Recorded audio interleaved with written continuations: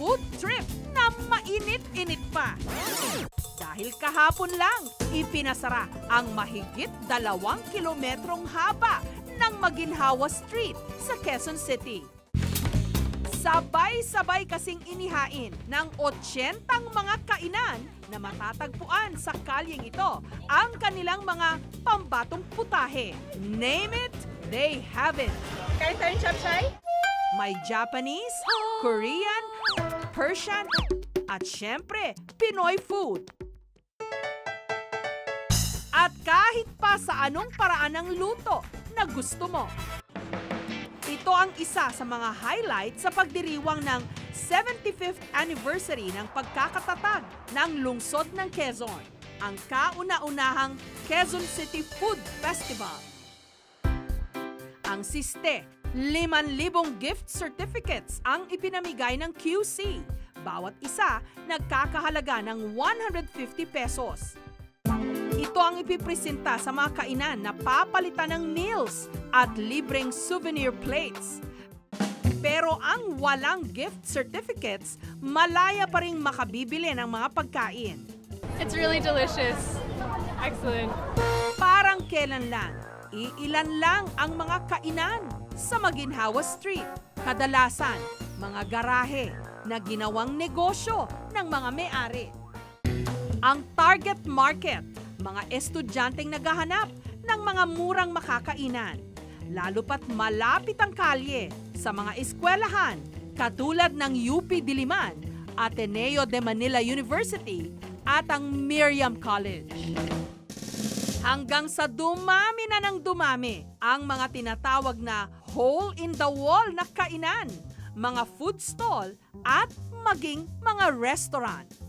Tuluyan nang ibinilang ang Maginhawa Street sa mga tinatawag na food hub sa Metro Manila.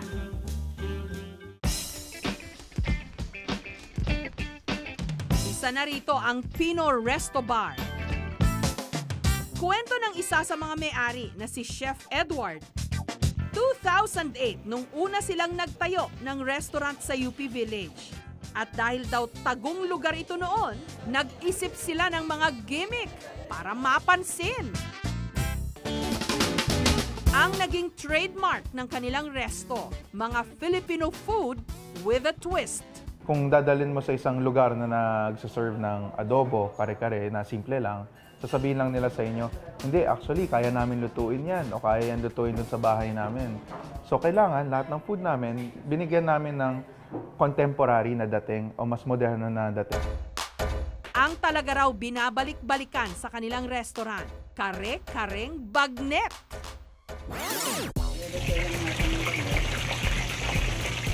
Ang natimplahan at naiprito ng bagnet, muling inilubog sa mainit na mantika para lumutong.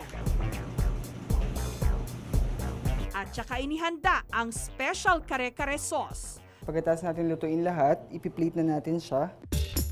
Sa plato, isinalansa ng mga gulay, ilagyan ng sauce, bagnet, at tinernuhan ng bagoong. Cream po yung sauce niya at tamang-tama po yung kombinasyon niya sa bagnet tsaka sa rice. Isa rin sa kanilang ipinagmamalaki, ang coffee-crusted beef belly na ang pangunahing sangkap, tiyan ng baka na ibinalot sa kape at iba't ibang pampalasa. Ibinake sa loob ng 4 to 5 hours.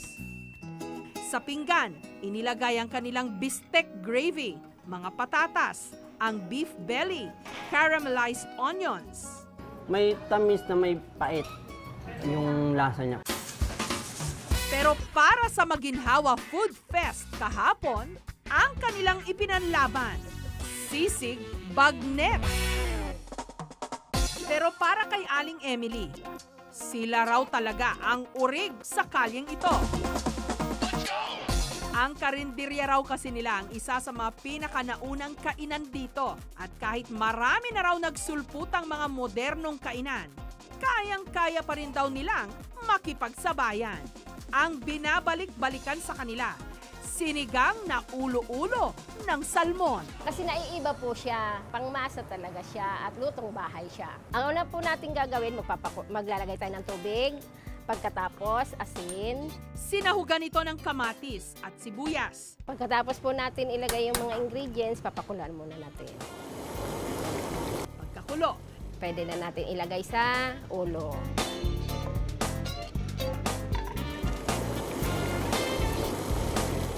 nung naluto, nilagyan ng mga gulay.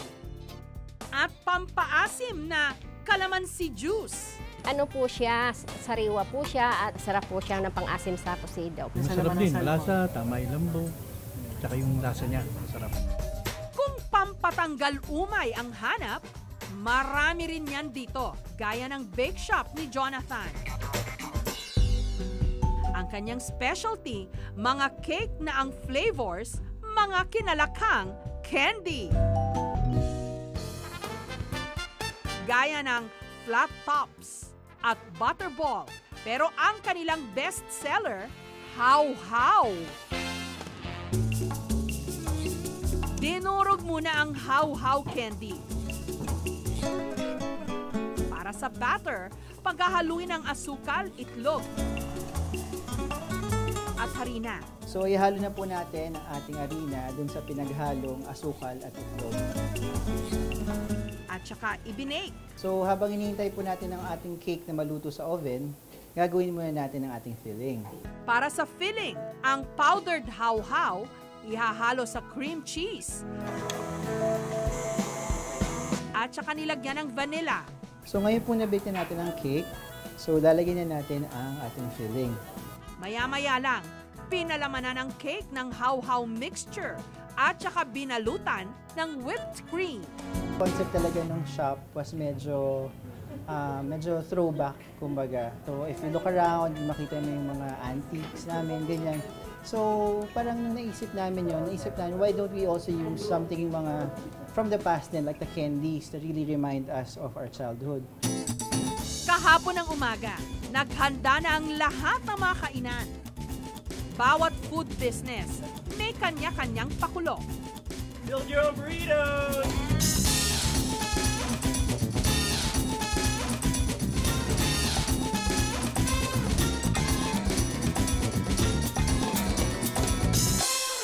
Maya-maya lang, heto na ang mga makikichicha. Ang sisig bagnet ng Pino, hit. Medyo mas creamy yung texture ng sisig nila dito. Tapos yung alat, tama lang. Hindi rin nagpatalo ang sinigang na ulo-ulo. Parang ulang pa sa akin yung isang order eh. Kasi ang sarap-sarap eh. Ayun, sikreto yata nila yun eh. No? At syempre, ang cakes ni Jonathan. Sarap siya, malambot. Yung gatas niya, talagang lasang malasa. Yung how-how, nalalasahan ko po siya. Tapos naalala ko po yung kabataan ko.